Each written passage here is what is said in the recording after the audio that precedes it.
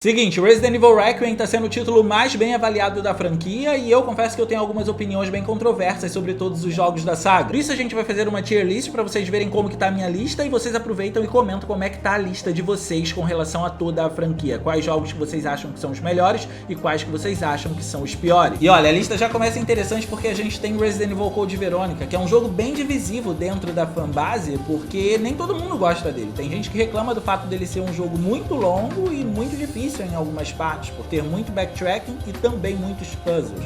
Pra mim esses dois pontos são extremamente fortes dentro dele e eu acho que pra mim ele tá no ranking S, só que pra mim ele tá no ranking S não é necessariamente por conta disso.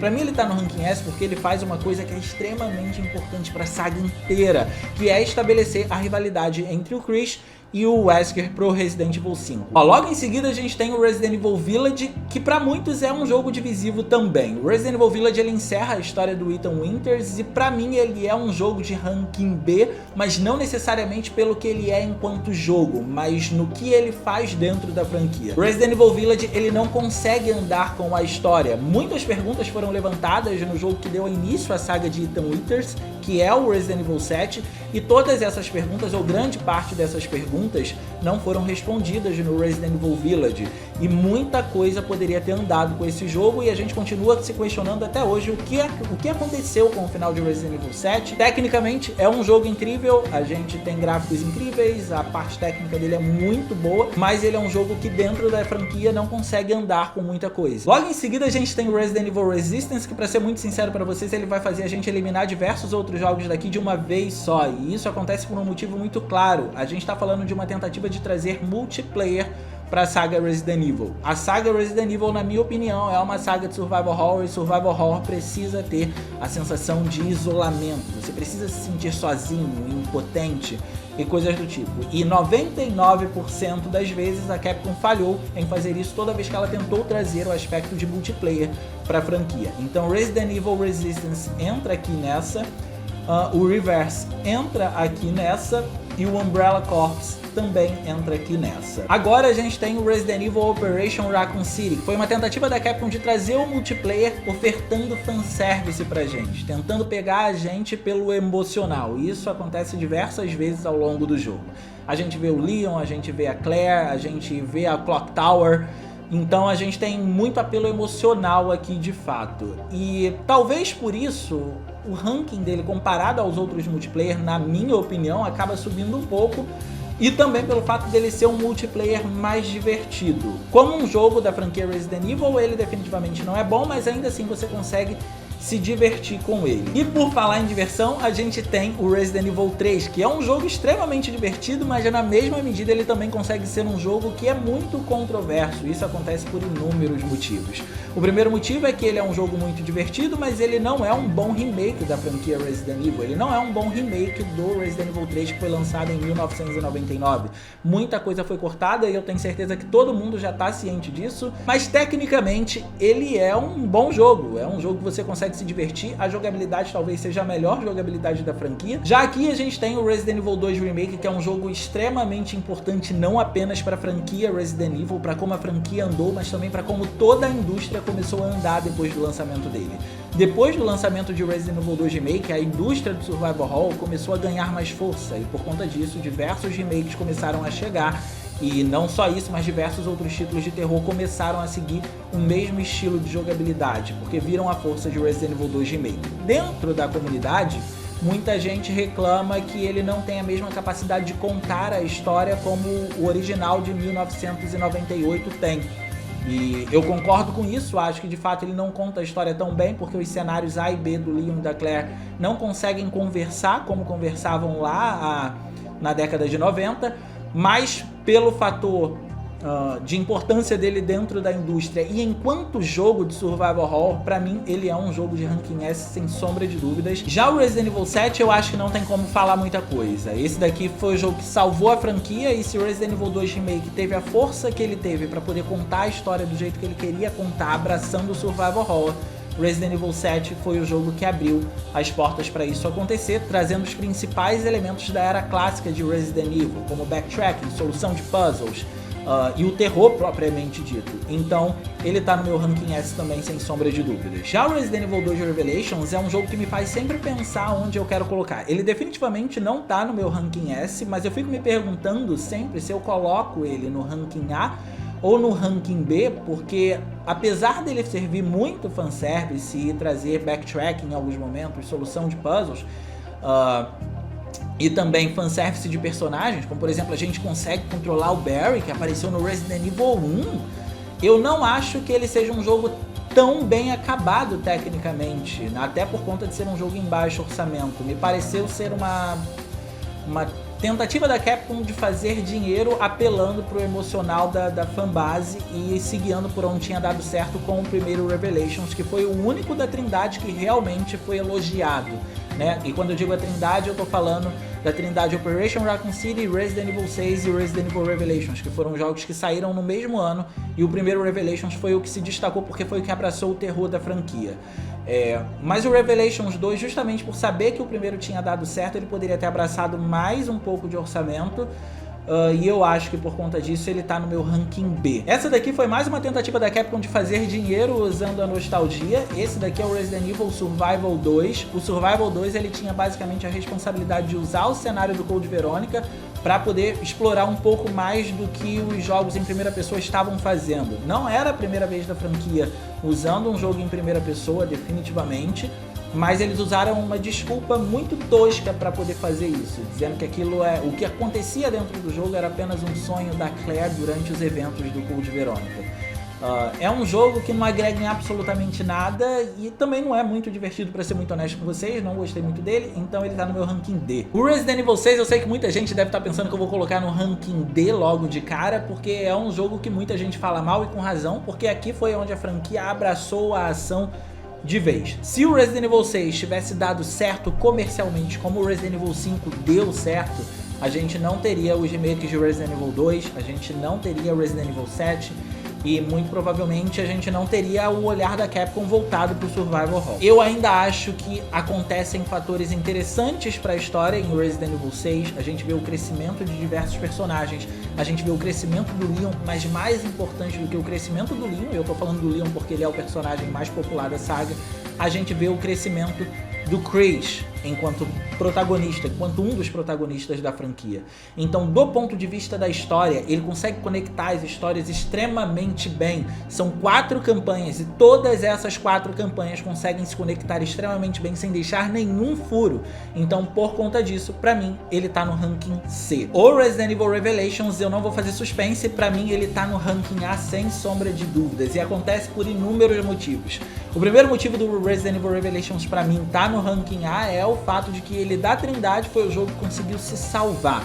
Ele conseguiu se salvar porque ele apresentou o Survival Horror de volta pra Capcom. Se esse jogo não tivesse sido bem avaliado, talvez ela não tivesse reconsiderado a trajetória que ela estivesse fazendo ali com o Resident Evil 6. Então o fato de Resident Evil 6 ter ido mal e Resident Evil Revelations ter sido bem avaliado conseguem se juntar pra gente ter o que a gente tem com Resident Evil 7 e Resident Evil 2 Remake. Já o Mercenários 3D é um jogo da franquia que foi lançado com exclusividade pro Nintendo 3DS e é uma tática da Capcom de fazer dinheiro para testar o portátil. É como se ela tivesse desenvolvido um projeto de teste e colocado pro público jogar para testar, mas o público teria que pagar para poder fazer isso.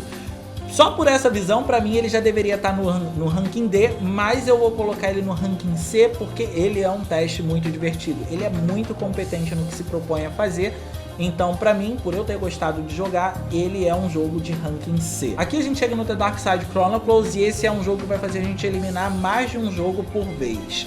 O Dark Side Chronicles vai estar no ranking que eu vou colocar por mais de um motivo.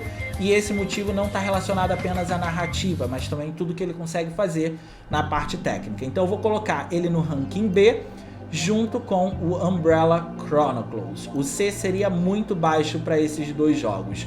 Todos esses dois jogos aqui contam eventos que já aconteceram anteriormente na franquia. O Umbrella Chronicles foca muito no que acontece com a Jill e com o Chris, e o Dark Side Chronicles se concentra muito no que aconteceu com o Leon e com a Claire. É uma história sendo contada, então ela não acontece fielmente como acontece nos jogos em que ela está tentando relatar.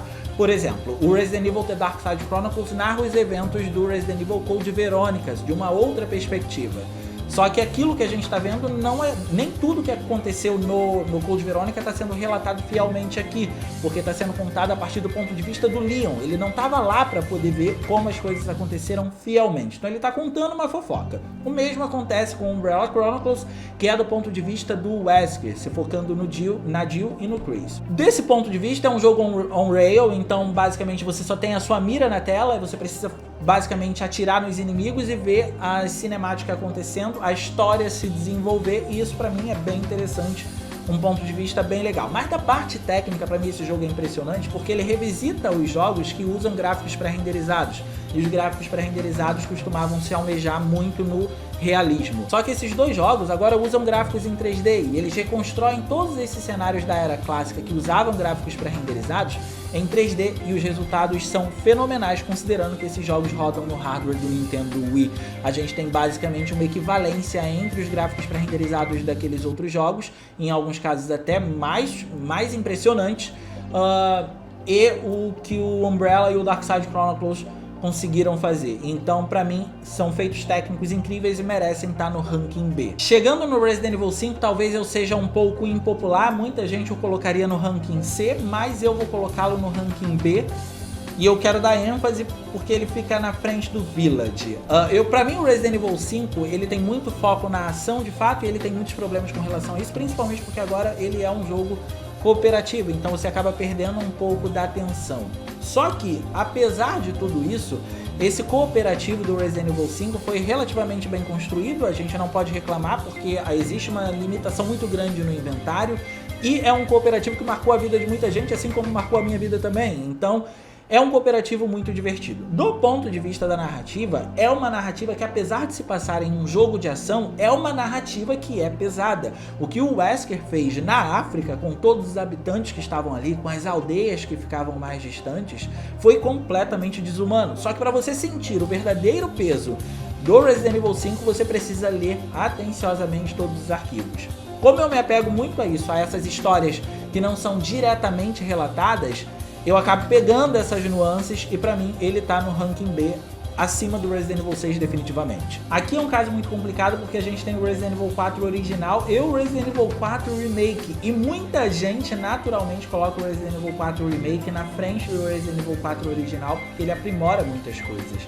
Só que eu faço o contrário. Pra mim o Resident Evil 4 original, ele é ranking S, não necessariamente pela narrativa, não pela maneira como ele conta as coisas, enfim, por nada disso. Pra mim o Resident Evil 4, ele tá aqui pelo poder que ele teve de moldar a indústria e consequentemente a franquia. Muita gente associa as mudanças de Resident Evil 4 pro lado ruim da coisa, pro lado da ação, mas todas as novidades que ele trouxe foram novidades que estão sendo utilizadas até hoje na saga, hoje no tempo de ouro da saga. Então, pra mim, o Resident Evil 4 original acaba se sustentando muito bem no ranking S por todo o fator de novidade. E, pra ser muito honesto com vocês, eu gosto mais da jogabilidade do Resident Evil 4 original, do que ele se propõe a fazer, do que do Resident Evil 4 Remake. Agora, o Resident Evil 4 Remake, pra mim, ele entra no ranking A, e não vai pro ranking S, porque ele é um jogo que não traz o mesmo grau de novidade que o Resident Evil 4 original conseguiu trazer para toda a indústria e para a franquia. O Resident Evil 4 joga numa zona completamente segura, não traz novidade, mas é um jogo muito bom. Ele refina o que a narrativa do Resident Evil 4 não conseguiu refinar. Ele traz elementos de survival horror quando precisa trazer, mas é um jogo que não consegue trazer novidade. E pra ser muito honesto, dentro do que se propõe a fazer, eu ainda prefiro o Resident Evil 4 original. Eu me divirto mais jogando o Resident Evil 4 original do que o Remake, embora eu saiba que o Resident Evil 4 Remake conseguiu aparar diversas arestas que precisavam ser aparadas. Aqui a gente tem o Resident Evil Outbreak 1 e o Outbreak 2. Esses dois aqui pra mim vão pro ranking B, porque são jogos que tentaram ser muito à frente da época deles. Infelizmente, eles têm todo o aparato técnico para isso, mas a tecnologia da época não permitiu que muita gente tivesse acesso a isso. Muita gente conhece o Outbreak. Para mim, eles poderiam se resumir a um jogo só, por isso que eu já tô colocando os dois aí. Mas eu acho que o fato deles estarem muito à frente deles e conseguirem fazer um multiplayer sem perder a essência de Resident Evil já é o suficiente para eles estarem no ranking B. O Resident Evil Dead End é um jogo que faz a gente eliminar mais de um jogo por vez. Muita gente tem um carinho imenso por esse jogo e eu sou uma dessas pessoas, mas eu acho que pouca gente reconhece o que de fato esse jogo fez. Para mim, esse jogo aqui foi um campo de testes para como o Resident Evil 4 iria performar. A gente fala muito da câmera do Resident Evil Dead End ser em primeira pessoa, mas a grande realidade é que boa parte do jogo também acontece em terceira pessoa, no mesmo estilo de câmera do Resident Evil 4, e ninguém fala disso. Então, se o Resident Evil 4 tem a câmera do jeito que tem para movimentar o personagem, a gente tem que ser grato ao Dead End. E é um jogo que tem uma atmosfera muito satisfatória. Para mim, ele tá no mesmo nível do Outbreak.